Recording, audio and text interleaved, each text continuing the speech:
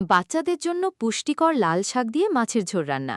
প্রথমে আমি দিয়ে দিচ্ছি তেল, পেঁয়াজ কুচিটা হালকা ভাজা হয়ে গেলে দিয়ে দিব আদা রসুন বাটা। হালকা কষিয়ে নিব। দিয়ে দিব একটু পানি।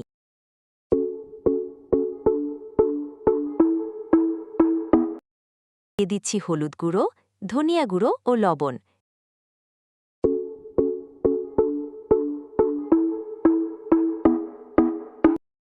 একটু নেড়েচেড়ে দিয়ে দিব লাল শাক। কষিয়ে নিব।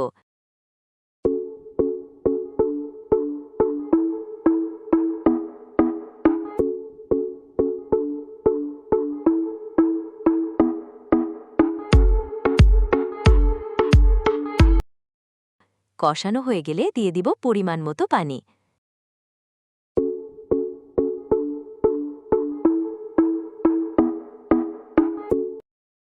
শাক সিদ্ধ হয়ে গেলে দিয়ে দিব মাছ।